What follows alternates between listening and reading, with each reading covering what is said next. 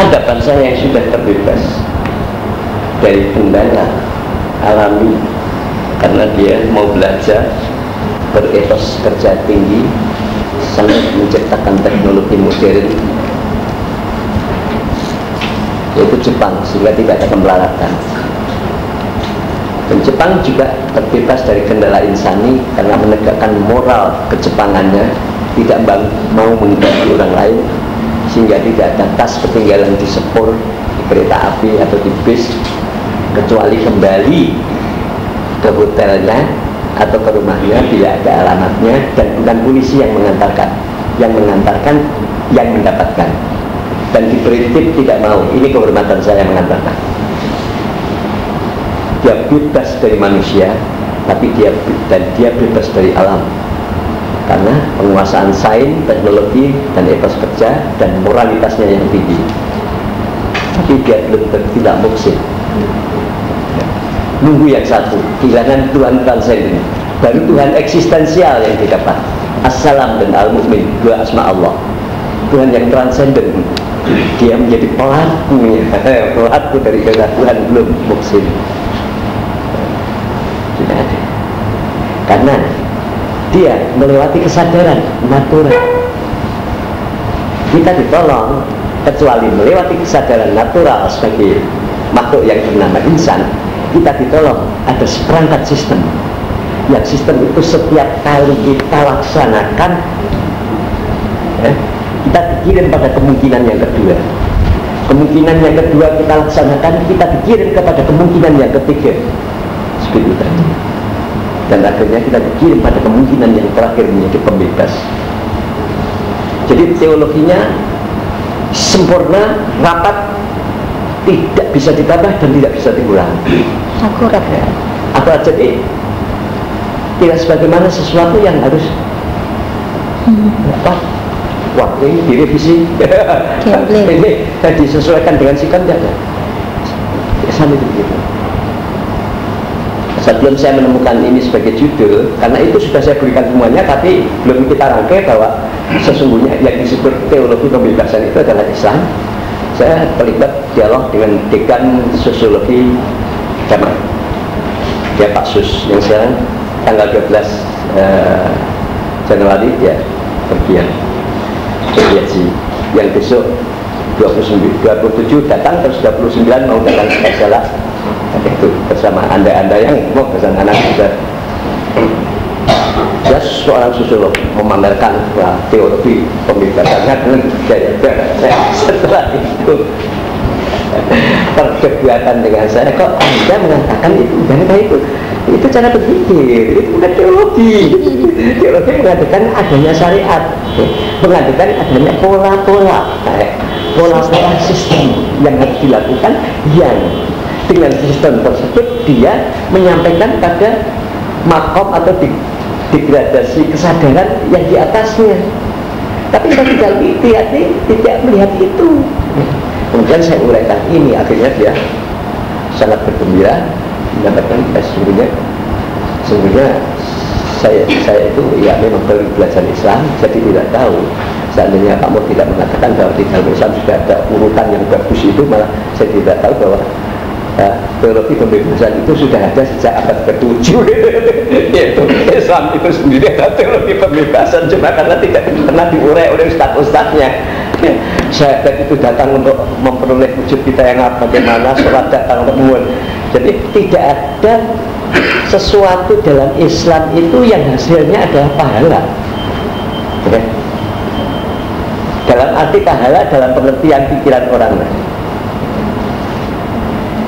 Pahala itu kan seperti seolah-olah apa namanya, honor, upah. Upah itu mekanisme budaya. Dalam Islam ini lebih mengutamakan mekanisme kesadaran. Jadi upah yang tertinggi adalah kamu mempunyai kemungkinan melakukan suatu ibadah. Kamu dihadapkan ke sebuah kemungkinan yang kamu tidak urungnya akan mencapai kemungkinan yang kedua. Itu Islam. Jadi Islam senantiasa menyampaikan dengan amalan ibadah Islam, senantiasa kita dibawa pada sebuah kemungkinan yang tampak dan kesadaran orang urungnya, tak urungnya kau harus masuk ini, kalau tidak masuk ini berarti sia-sia kamu melakukannya. Tidak ada ibadah dalam Islam yang tidak begitu. Senantiasa kita lemparkan pada suatu kemungkinan yang lebih tinggi, dan kita terjadi untuk menempuh kemungkinan tersebut. Dan itu belum ada sistem religi yang seperti itu. Saya juga studi yoga juga, tidak begitu, hanya opah adanya. Adanya opah itu yoga, itu opah. Kamu sehat, kamu bisa begini, tapi tidak ada dia memberi alternatif. Kesadaran terbuka loh, itu kemungkinan, karena kamu menjalani ini kemungkinan yang kau hadapi adalah yang itu, yang jauh lebih tinggi dimensinya, dimensi kesadaran, dimensi nyala lilin yang ada di dalam diri itu semakin terang, kemungkinannya semakin menjangkau lebih luas, menerangi lebih luas. Dan itu hanya Islam, sangat sistematis. Cuma sayang terlambat kita menerangkan. Terlambat kita menerangkan, sudah jadi tradisi, tidak terterangkan, hanya taat ya. Jadi Islam menunjukkan kemungkinan supaya kita memilih kemungkinan itu sendiri, bukan didorong-dorong oleh Tuhan, bukan didorong-dorong oleh orang tua, tapi kesadaran kita. Karena kemungkinan itu lebih tinggi, lebih bernilai, dan kita butuh, maka kita sendiri yang akan memilih. Setiap ibadah dalam Islam akan menyampaikan kita pada suatu alternatif yang lebih tinggi, kemungkinan yang lebih tinggi, dan menggelitik hati kita untuk memasuki. Itu indahnya. Dan finalnya, diri kita tidak dua lagi. Setelah menjadi insan abrar, kita antara semesta utuh. Apa kontennya? Kalau diri yang sudah bebas, mampu membebaskan, mampu dan mau, walaupun ala kadar kemampuan. Kalau kita sudah terbebas dan mau dan mampu membebaskan, mana konter wujud yang ada? Itulah hasil makhluk. Kecuali kalau kita sudah bebas, peduli orang lain di neraka, biarin, saya sudah di surga. Nah itu kita masih dikontrol. Kamu itu manusia individual, manusia egois, ya kan? Tapi kan kita pada waktu itu pengorbanan, terus langsung pengorbanan. Dan yang disebut pengorbanan itu semakin gede, semakin gede. Di mana kemauan kehidupan itu enggak, budaya itu enggak. Manusia itu supaya tambah ringan. Dulu montal sepeda, sekarang starter, sekarang dulu meninggal pula, sekarang tinggal penyet, ya, serba kenal. Nah, itu budaya meringankan. Tapi tugas roh itu justru lebih berat. Seperti itu kan di lingkaran itu. Kalau saya kemarin bisa menolong satu orang, mengapa saya tidak bisa menolong dua orang sekarang? Income saya lebih besar, ilmu yang masuk di telinga saya dan mata saya juga lebih banyak. Jadi tambah berat. Tapi kan radius dalam itu semakin luas, dalam gerak spiral itu luas. Jadi bertentangan dengan kultur kan ingin meringankan. Teknologi juga begitu, tapi justru jiwa tidak.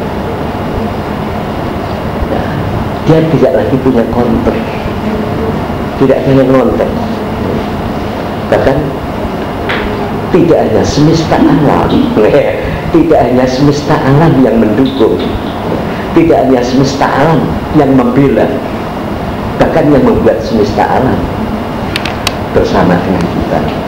Huwa ma'akum aina ma kuntum wallahu bima ta'malun basir. Dia menyertaimu dimanapun kamu berbuat, dimanapun kamu berada, dan dia mengetahui apapun yang kau lakukan.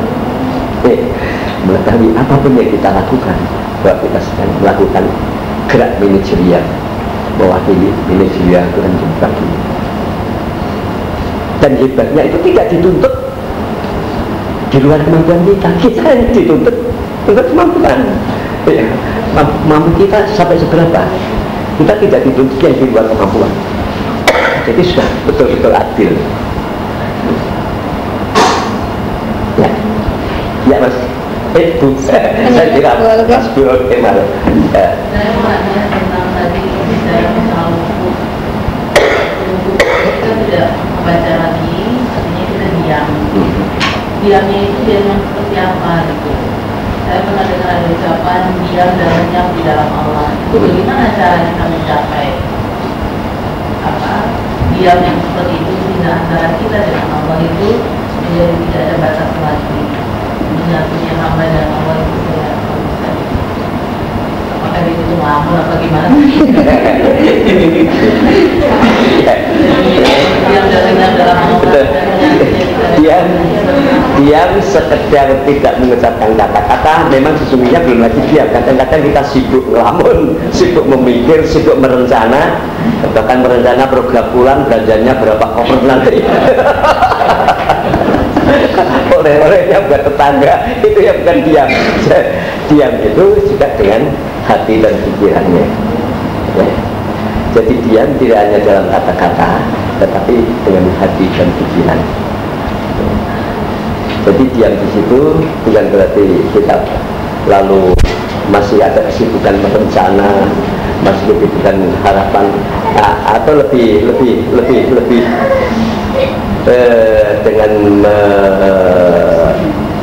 dengan menggunakan, tapi ya tidak total istilah itu digunakan ya, dengan istilah meditasi pengosongan, tapi bukan pengosongan dalam arti kata seperti meditasi ya.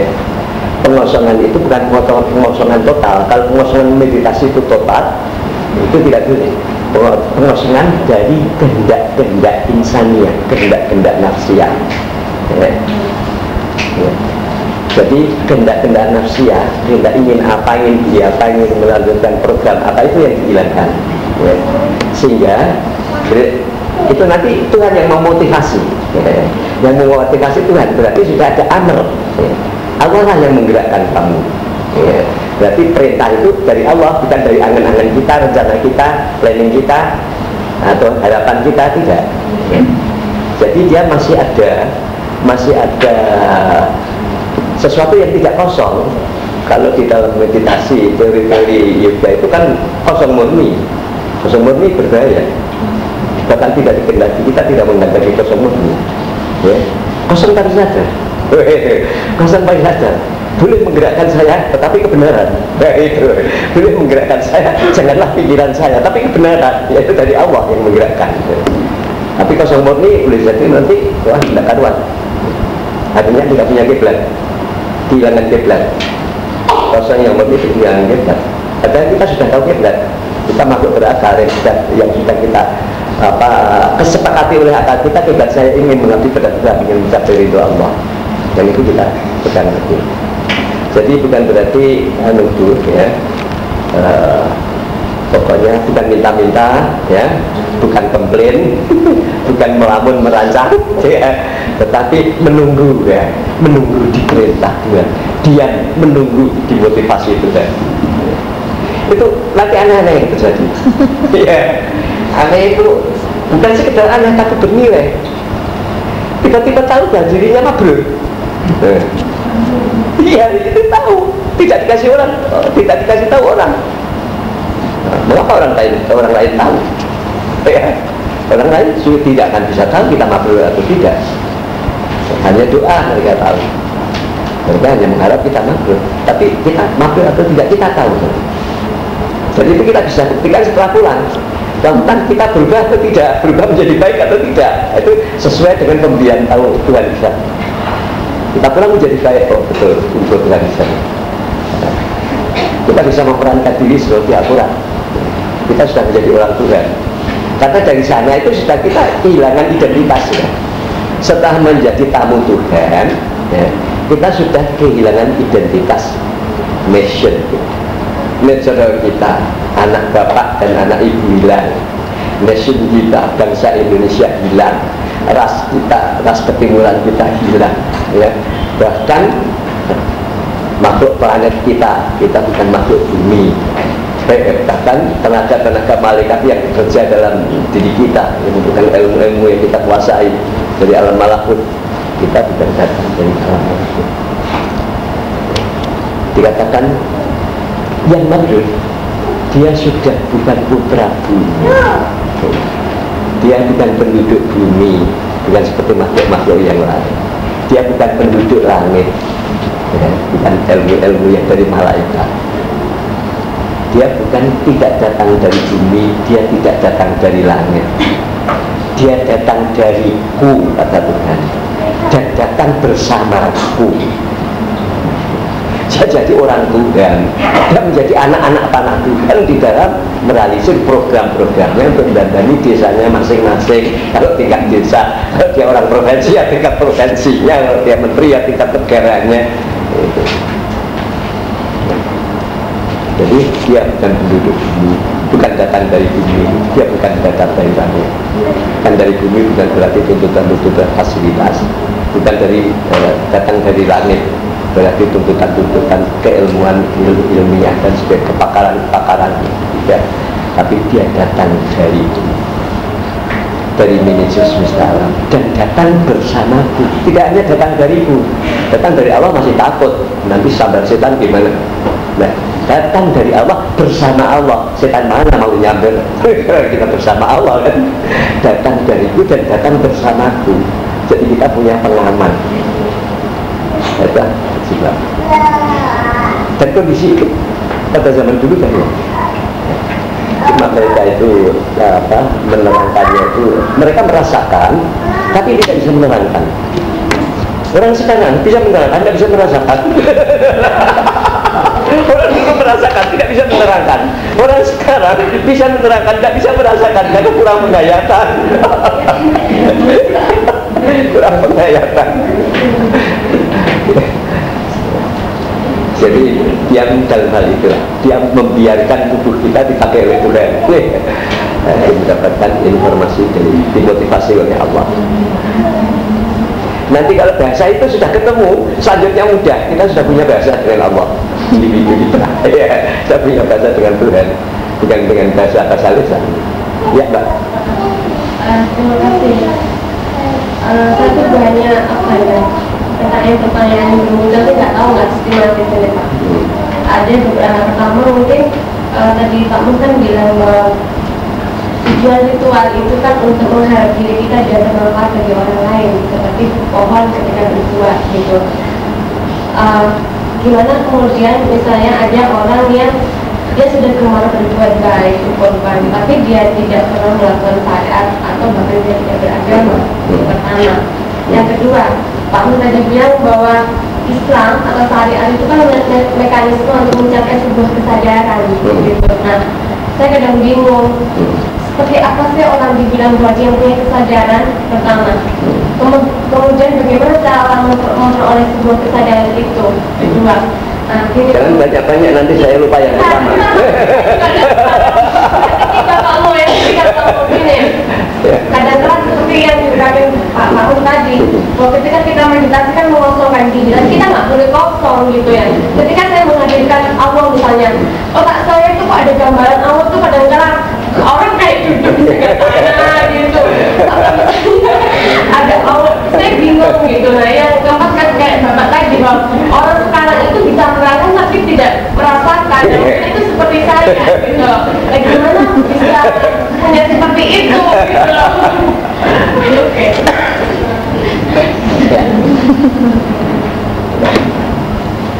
Yang saya terangkan itu tadi wujud, analogi wujud. Analogi nilai perwujudannya itu bagikan nilai perwujudan memelihara sebuah pohon sehingga membuahkan. Jadi itu nilai perwujudan, bukan nilai sisi esensial.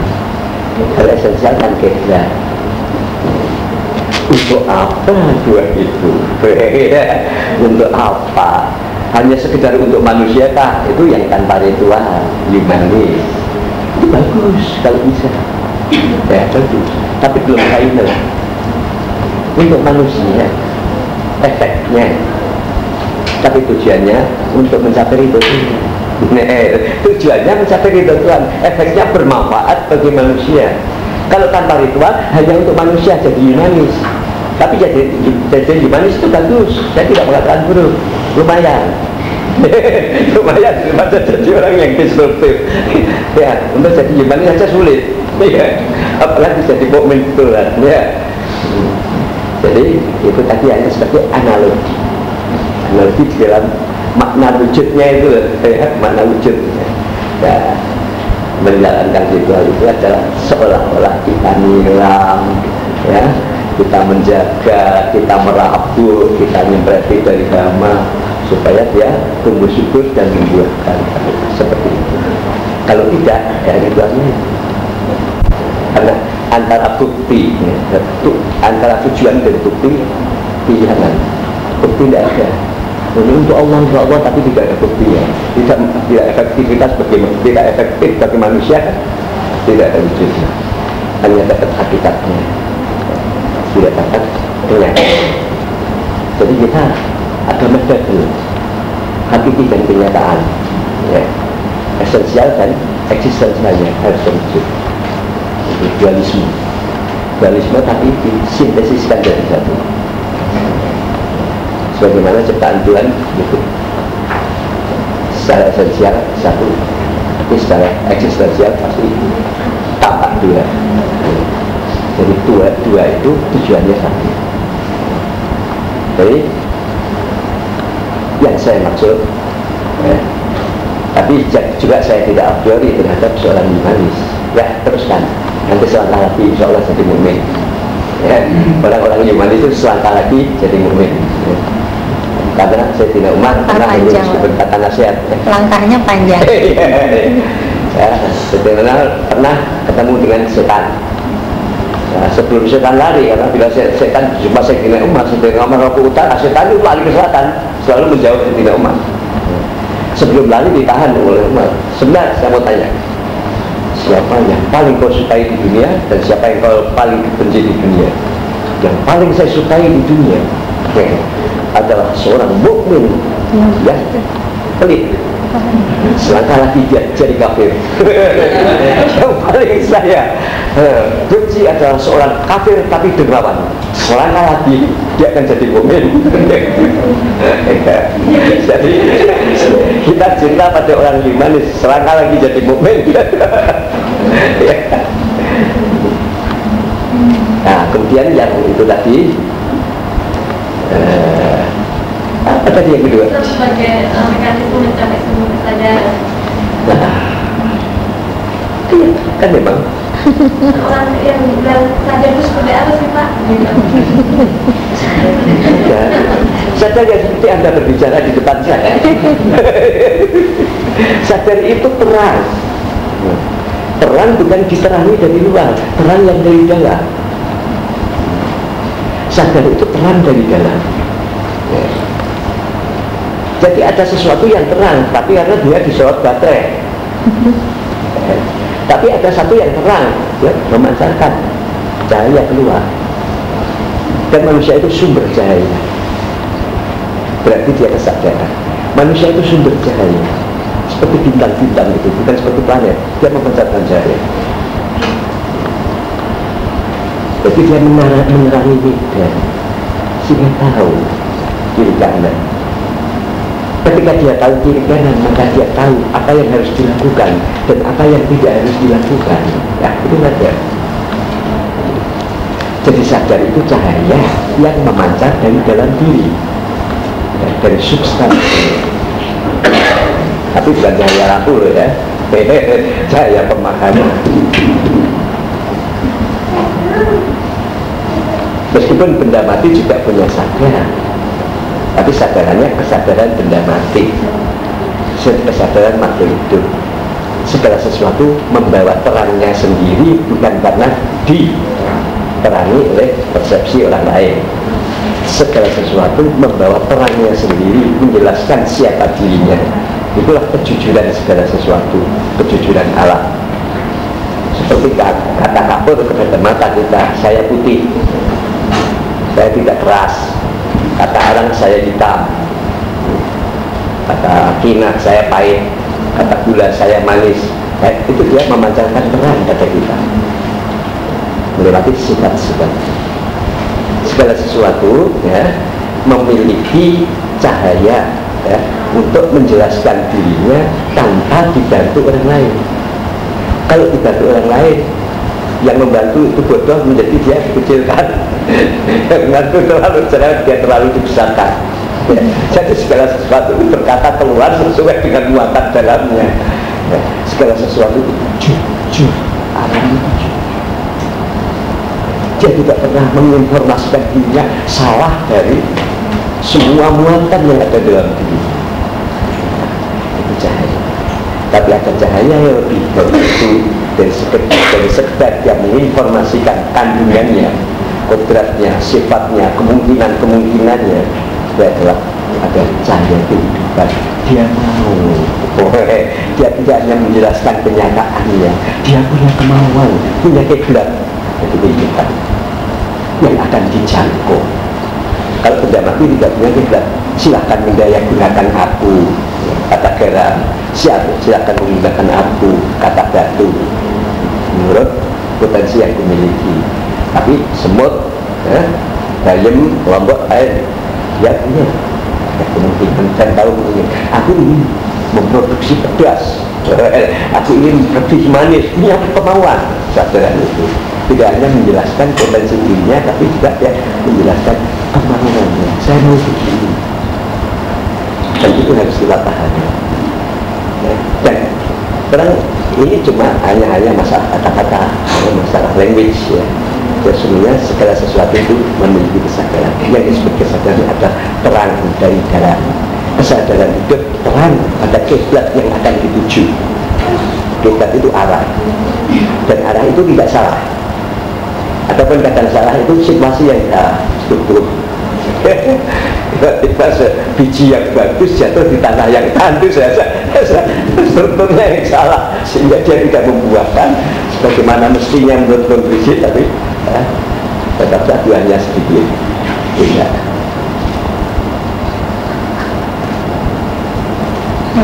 Ya, kan? Saya mau tanya sedikit ya. Saya itu mungkin agak kurang sinkron antara pikiran dan hati. Iya. Maksudnya begini, misalnya saya punya tetangga nih. Tetangga misalnya orangnya miskin, bodoh, suka ganggu saya. Tapi saya tahu bahwa dia suka ganggu itu karena dia bodoh, karena dia miskin gitu. Nah, yang saya tahu secara logika bahwa saya tetap harus sayang sama dia. Tapi secara hati nggak bisa. Ini masalah mungkin yang masih level 1 lah. Yang berikutnya lagi mungkin saya itu tahu bahwa tidak ada yang lebih indah dari Tuhan, tidak ada yang lebih pantas dicintai lebih dari Tuhan. Tapi untuk mencintai Tuhan itu nggak mudah. Gimana caranya saya menyuruh saya sendiri untuk jatuh cinta?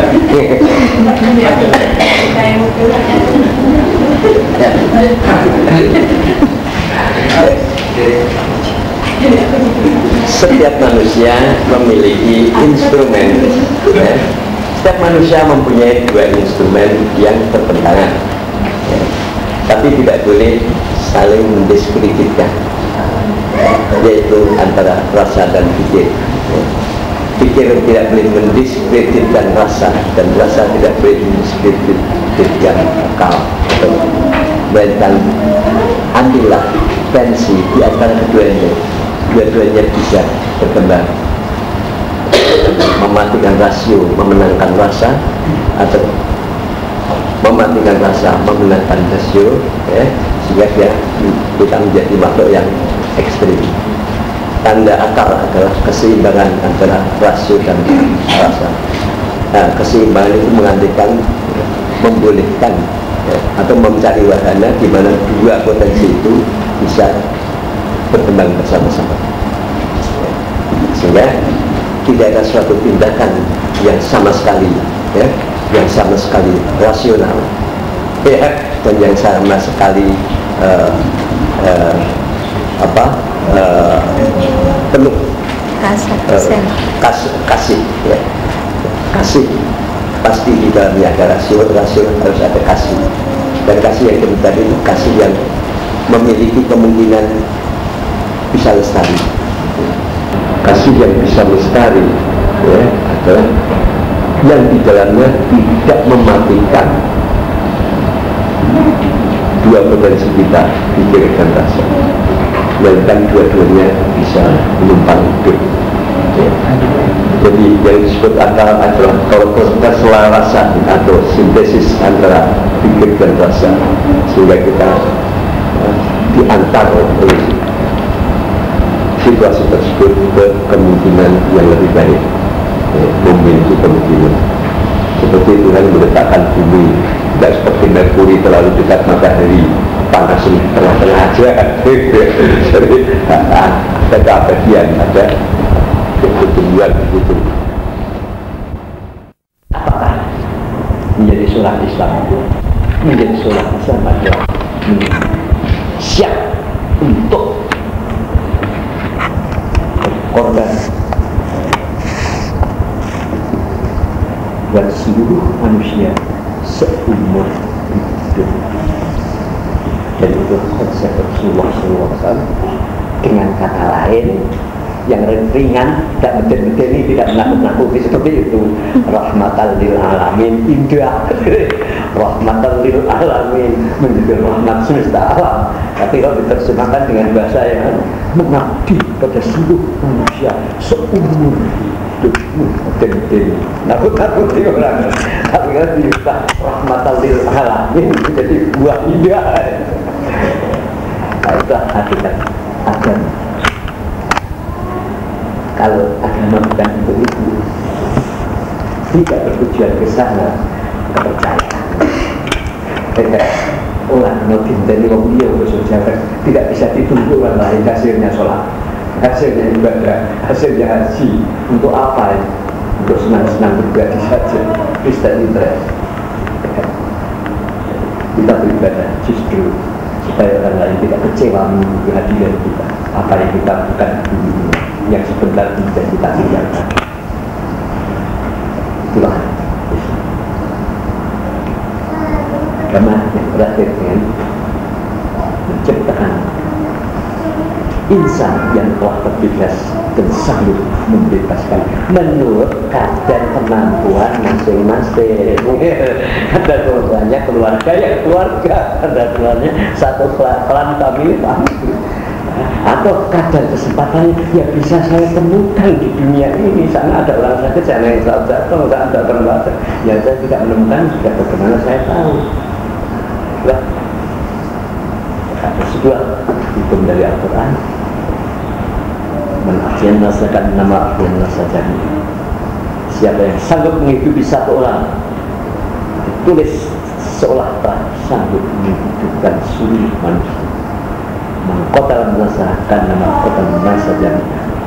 Tapi siapa membunuh satu jiwa, maka ditulis seolah membunuh seluruh manusia. Siapa itu yang sanggup menghidupi dan tidak akan berubah membunuh. Kalau membunuh satu, tanda bukti bila kamu punya kekuatan, punya kesempatan, kamu bisa membunuh 1000. Dan bahkan seluruh alam. Kamu bisa menghidupkan satu orang. Kalau kamu punya fasilitas, punya kesempatan, kamu bisa menghidupkan 1 juta orang. Kamu bisa menghidupkan semesta alam. Kalam Al-Quran sangat luar biasa. Man ahyan nasa, siapa menghidupkan seorang manusia, kan nama ahyan nasa jaminan. Karena mampunya juga menolong satu, menghidupi satu, dengan uang kedua ya 2. Siapa menolong seorang manusia, seolah dia telah menolong semua manusia dunia. Siapa yang membunuh satu jiwa, seolah dia telah membunuh seluruh jiwa yang ada di dalam tubuh. Kalau tidak salah kepala itu, siapa Allah tanya. Nah, maka ternyata yang propagandakan dengan teori-teori teologi kebebasan tidak memiliki sistem yang lebih akurat dari sistem yang ditawarkan oleh syariat Islam sejak syahadat sampai haji yang kita lihat. Yang namanya teologi adalah ilmu harus ada sistemnya. Sistem harus bisa dipraktekkan. Nah, kita sudah praktekkan, tapi targetnya yang belum sampai kita praktekkan, tapi target dari sistem itu harus kita mulai berilah. Ya. Mulut satu anak asuh, satu anak yatim, anak tetangga, anak famili yang mereka itu. Berarti kita sudah mulai belajar berbuat ihsan, berbuat berkorban buat orang lain, mempraktekkan, membuktikan kemakmuran kita meskipun kita belum berangkat haji misalnya, apalagi kalau sudah Begitu, nanti kita perpanjang setelah istirahat. Assalamualaikum. Bapak-bapak dan ibu-ibu sekalian, uraian Pak Muh ini mungkin sudah di titik puncak pembahasan bagaimana kita mengawali stase sebagai manusia, stase kita sebagai hamba Allah, stase kita sebagai tamu Allah. Kalau dalam buku Sekar Jalannya Pak Muh, ada di situ deskripsi tentang seperti apa sosok seorang tamu Allah itu. Pak Muh menjawab dialog itu dengan bahasa yang mereka terhadap alam rahmah Allah tidak rakus, dan terhadap manusia dia tidak butuh penghormatan, karena satu-satunya kata kunci adalah ikhlas. Dan ikhlas sepertinya memang puncak dari semua dasar potensi kita untuk menjadi manusia. Dan untuk belajar ke sana, tadi Pak mau deskripsikan panjang lebar tentang teologi pembebasan. Selama ini mungkin kita sering letih Pak Mo dengan teori-teori, dengan interpretasi, dengan segala bentuk makna tafsir. Sementara sesungguhnya kita sudah punya informasi Tuhan bahwa syariat kita sudah sungguh sangat-sangat akurat.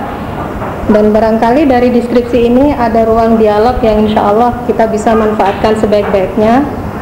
Sesungguhnya ruang kebebasan kita itu sejauh mana?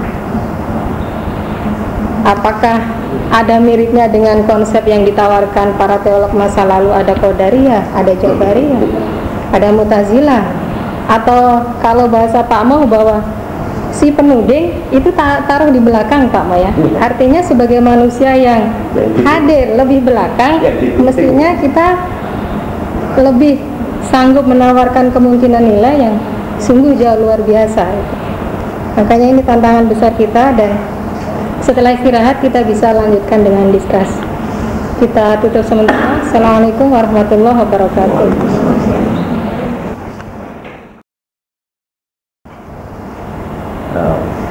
Potongan momen dari terbit matahari ke tenggelamnya matahari, tapi waktu adalah ketika berposisi di sini dan kemudian bergerak berposisi mengandalkan adanya waktu, gerak membuktikan wujudnya waktu dalam kesadaran ini. Kalau tidak ada begini, maka seolah waktu itu hilang. Waktu ada karena ada gerak. Kalau setiap gerak pasti berpindah dari ruang, dan setiap pindah ruang dia memakan tempo waktu. Gerak yang tersadari adalah tidak gerak hidup. Gerak hidup itu tersadari. Gerak yang tidak tersadari adalah bola pingpong yang menggelinding, sehingga dia tanpa acuan. Gerak hidup adalah menentang. Gerak hidup itu menentang, tumbuh menentang arus. Arus itu natural, semesta alam. Jadi kalau biji di tanah, tandanya dia hidup biji itu tadi, dia menentang gravitasi bumi. Gravitasi bumi menarik ke bawah, tapi dia tumbuh ke atas. Dia menentang gravitasi bumi dan kuat, berhasil dia hidup. Kalau kerikil didiamkan, dilemparkan ke atas akan jatuh, tertarik gravitasi bumi. Itu gerak, tapi gerak bukan gerak hidup. Jadi gerak hidup itu senantiasa menentang kodrat, menentang kodrat. Jadi di dalam diri manusia ada satu kekuatan yang diberikan oleh Allah, adalah yang kalau dikatakan menentang sih bukan menentang ya, tapi ya merupakan merespon. Dia merespon kodrat untuk mendapatkan kodrat baru.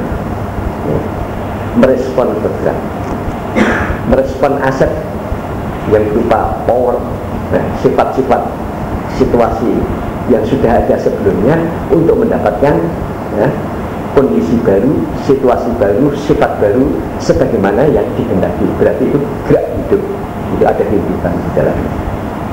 Nah, yang namanya kehidupan itu senantiasa menentang arus. Arus natural, arus natural. Kemudian di dalam budaya juga demikian, di dalam keilmuan juga demikian. Tetapi menentangnya bukan menentang yang destruktif, menentang meninggalkan dan mendapatkan yang lebih akurat, yang lebih baru. Uluran nilai, uluran tangan ya, dari nilai-nilai makhluk sebelumnya, baik itu manusia maupun alam, sudah lagi tidak mengembangkan diri saya. Maka saya membutuhkan nilai-nilai baru dengan berpijak dengan pijakan nilai-nilai lama yang sudah saya miliki. Jadi menentangnya itu bukan menentang a priori, tidak, tetap dia memakai yang lama, tapi dari situ dia melompat ke yang akan datang. Jadi dia ingin menciptakan sebuah keabadian. Dia tubuh dan merupakan suatu pohon yang disebut syajaratul khuldi. Bukan itu pohon keabadian. Syajaratul itu pohon, khuldi itu keabadian. Khuldi Nabi ya, abadi di dalamnya. Itu senantiasa bergerak terus. Nah, dimensi itu disebut dimensi waktu.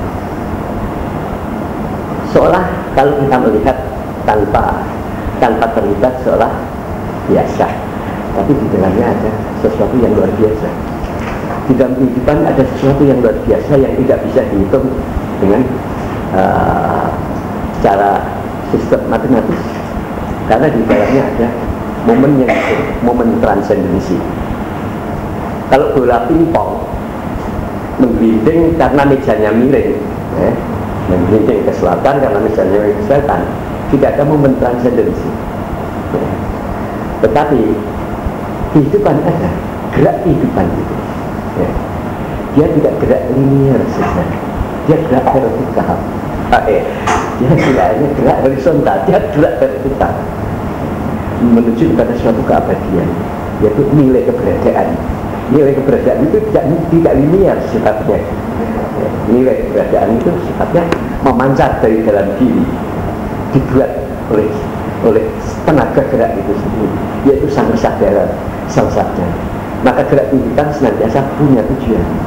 Dan nilai dari sebuah gerak, nilai gerak manusia adalah dinilai dari tujuannya. Tujuannya untuk apa? Tujuan kadang-kadang sama.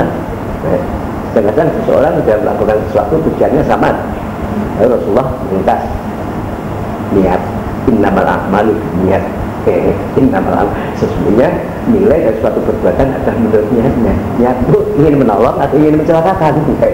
Ingin menolong, oh berarti kamu ingin melestarikan alam. Ingin mencelakakan, oh kamu berarti merusak alam. Innamal a'malu niat. Dan niat itu tidak diberikan oleh dari luar. Niat itu lahir dari dalam. Itulah yang menyebabkan dia mempunyai sesuatu momen transendensi, momen yang melampaui, yang tidak hanya step by step melompat ke atas. Sehingga matematik tidak bisa menghitung. Jadi perhitungan matematis tidak bisa untuk menghitung kehidupan, tapi dia bisa untuk menghitung materi.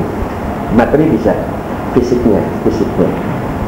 Matematik bisa dihitung, tetapi kehidupan tidak bisa dihitung, karena kehidupan di dalam waktu, menggunakan waktu ada momen transendensi. Berubahnya nilai dari dalam meskipun wujudnya sama, tapi nilainya berubah. Nilai itu adalah nilai keberadaan dia. Itu niat. Jadi memudahkan manusia di dalam gerak hidup itu adalah menurut niatnya. Tidak usah menunggu efektivitasnya. Kalau orang dulu, ya kok ini tunggu dulu, nanti hasilnya baik atau buruk. Nah itu terlalu lama. Supaya ketika berbuat itu seseorang tahu bahwa dia sedang melakukan transendensi atau tidak, ya bagaimana niatnya? Niatnya rahmatan lil alamin, yang menolong semesta alam. Perbuatannya cuma baru memberi makan kucing yang kelaparan. Iya, sampai karena niatnya ke sana, sampai karena kemampuannya baru sedikit, baru itu sudah rahmatan lil alamin, karena mampunya hanya itu. Seperti tadi, man ahyan nasa, nama ahyan nasa jami'ah. Saya hanya bisa menyelamatkan satu orang, tapi Tuhan sudah menulis, sudah menyelamatkan semua orang.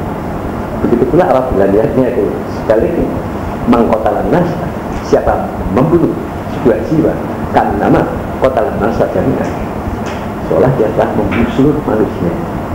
Jadi tidak bisa melihat efektivitasnya, tapi bisa dilihat dari niat. Dan innamal a'malu binniyat. Jadi apakah sesuatu itu mempunyai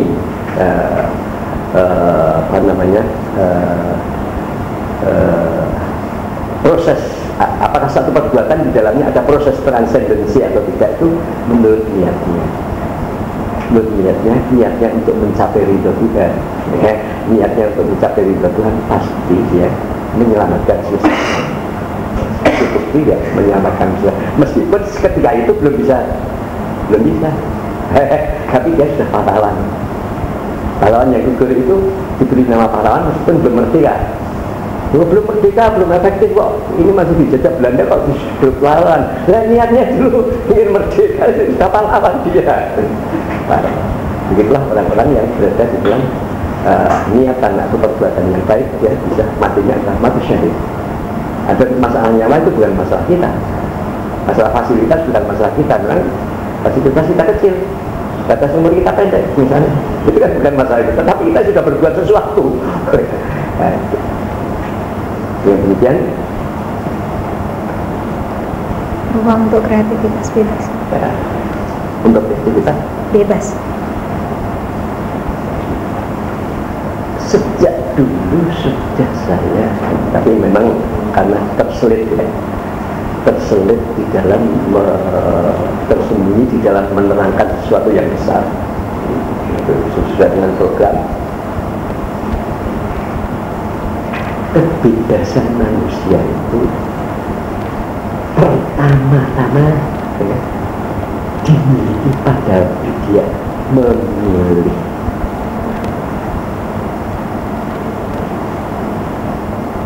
Kebebasan yang dimiliki manusia pertama-tama ketika dia memilih.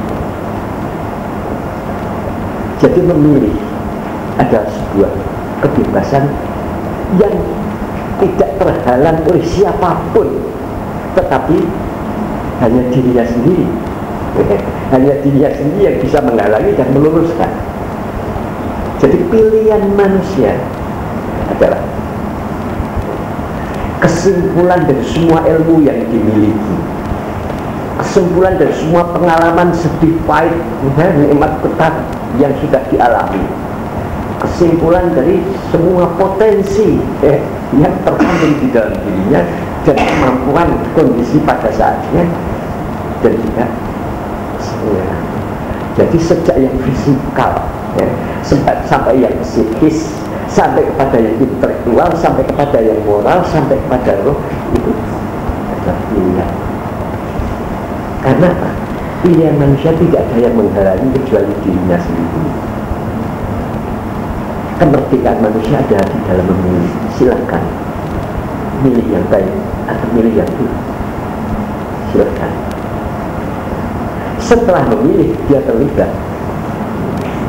Setelah memilih, manusia terlibat hukum. Tanggung jawab memilih. Setelah memilih, manusia terlibat hukum, tanggung jawab memilih. Tuhan tidak membebani manusia dengan sesuatu yang tidak dipilih lebih dahulu. Setelah kita memilih tetapi tidak sanggup merealisasi pilihan kita, bukan karena tidak mampu, tetapi karena bukan karena tidak ada kemampuan, tetapi memang malas atau tidak konsisten. Nah, itu terkena dosa eksistensial, dosa dari dalam yang akan membebani pilihan-pilihan berikut yang kata. Ini lebih bersifat tasawuf daripada syariat, karena belum berbuat, ini baru memilih. Ini bersifat negara. Jadi pilihan itu menyebabkan kita digugat oleh Tuhan. Mengapa kau pilih si A? Padahal si A, masalah A itu buruk, maka digugat. Mengapa kau pilih si B? Padahal kamu tahu bahwa si B itu begini. Atau sebaliknya, mengapa kau pilih sesuatu dan sekarang kau tidak melaksanakan? Itu tadi. Maka dulu kalau memutuskan, tapi kamu tidak bisa melaksanakan. Tidak melaksanakan padahal kamu bisa, tidak mau melaksanakan. Jadi inilah risiko makhluk berakal. Makhluk yang tidak berakal tidak punya risiko pilihan. Binatang dan sebagainya tidak kena risiko. Itu makanya betul sudah bebas, dia bebas dari itu. Tapi manusia ketika mau berbuat, makan, mengambil, berbuat, sebelumnya memilih lebih dahulu. Menguntungkan mana? Saya lakukan dan tidak. Memberi terobosan saya untuk menjangkau masa depan atau tidak, maka ini saya pilih. Dan ini makhluk berakal. Maka Tuhan senantiasa menghadapkan kita dengan sebuah realita yang telanjang. Evidensi.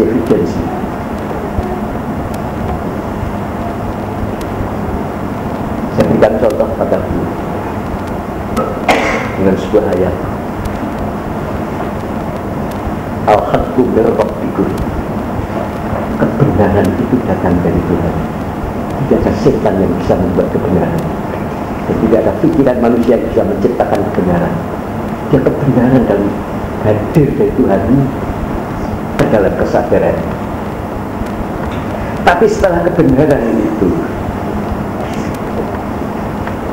kita terima, kita pahami.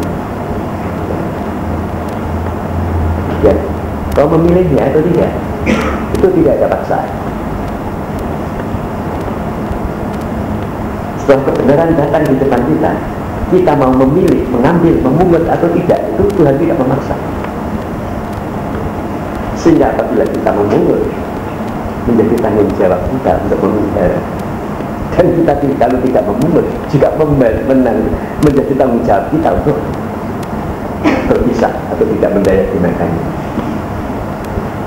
Jadi masalah ini bukan masalah hukum, masalah kesadaran.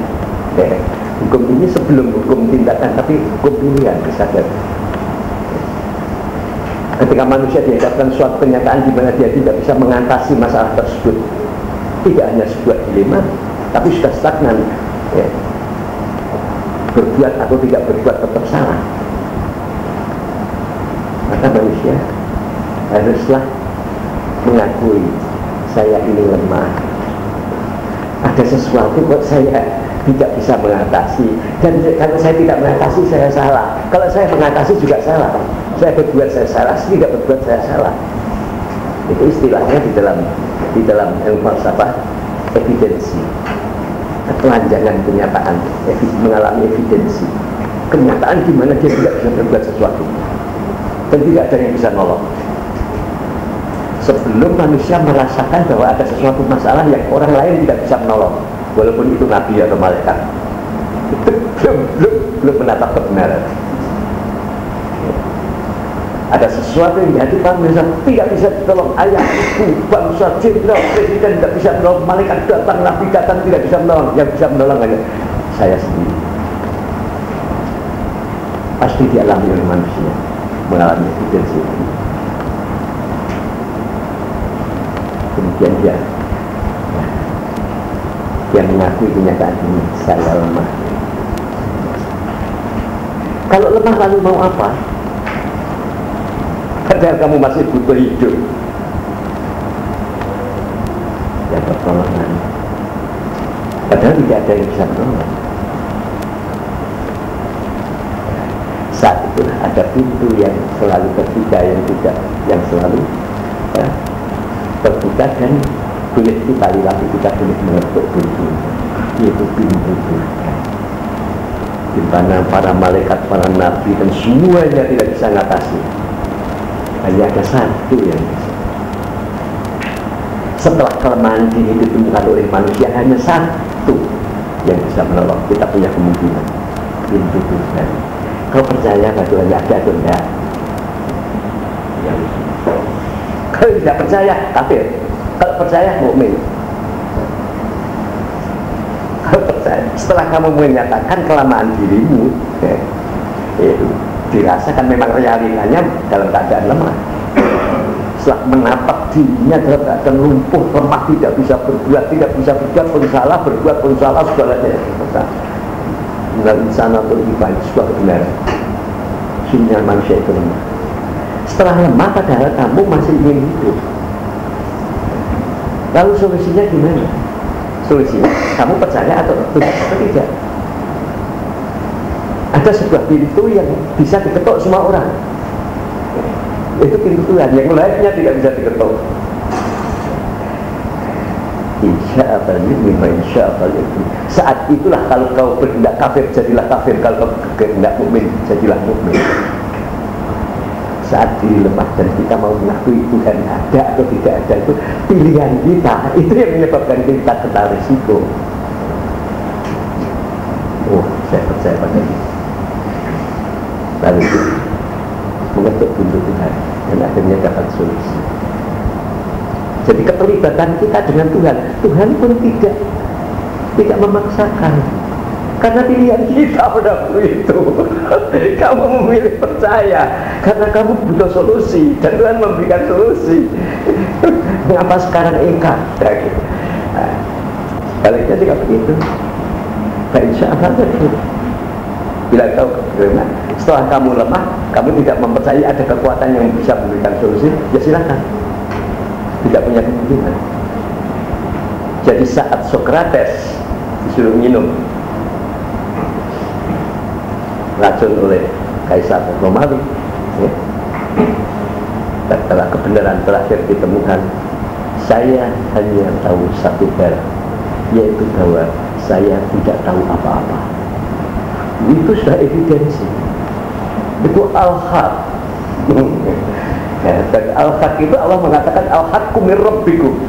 Kebenaran itu dari Allah, bahwa manusia lemah itu lemah itu Tuhan. Telah datang pada Sokrates. Tapi Sokrates tidak mau mengetuk pintu Tuhan. Saatnya di situ dia seperti abang iman. Mestinya dari filosof lalu menjadi religi. Sehingga akhirnya dia menjadi rela untuk minum racun yang disuruh pihak lain. Tidak punya kemungkinan. Jadi di dalam hukum Islam itu tidak boleh ya melakukan sesuatu yang menghancurkan diri meskipun itu dipaksa oleh pihak penguasa. Suruh bunuh diri, tidak boleh. Kalau kau bunuh, silakan bunuh. Tapi kalau saya suruh bunuh diri, belum masuk, saya tidak mau. Karena masih saya berharap itu Tuhan, itu berarti iman. Kalau diberi racun dan diminum itu sudah tidak iman. Jadi saya sudah tidak punya harapan masa depan. Saya sebatas mau minum racun. Jadi kelemahan dirinya tidak diatasi dengan percaya pada Tuhan. Akhirnya saya tidur. Di saat yang paling tinggi yang manusia jangan namanya sama saat disuruh milih oleh Tuhan. Insya Allah yakin wa insya Allah yakin. Bila kau kena mukmin mukminlah, terserah kamu. Bila kau kena kafir kafirlah, terserah kamu. Tapi dia tidak memilih mukmin. Ya, nyerah pada Kaisar minum racun. Gitu. Jadi siapa yang bertanya lagi siapa? Saya Pak. Sudah. Jadi kebebasan itu pertama kali pada pilihan, ya. Nah setelah itu kelanjutannya adalah ungkapan, ya. Ungkapan mengaktualisasikan pilihan. Nah itu sudah membonceng fasilitas, membonceng ilmu, membonceng potensi, membonceng sikon dan sebagainya. Itu gerak keluarnya. Yang medannya adalah sesama diri kita manusia. Bagaimana kau menyelamatkan orang lain? Nah, kemampuan saya kecil, ilmu saya sedikit. Saya terancam, saya sendiri terancam lah. Jadi medan, ya. Dimana gerak tempat kita itu, kebebasan itu permulaan dimulai dari pilihan, kedua perjuangan merealisasi pilihan. perjuangan untuk merealisasi dunia. Yaitu yang setiap orang tidak sama, kesempatannya, potensinya, ilmunya, batas kapasitasnya tidak sama. Jadi ya, sehingga tidak bisa manusia hanya Tuhan yang tahu, hanya Tuhan yang tahu. Sebentar. Bisa langsung dilanjutkan kalau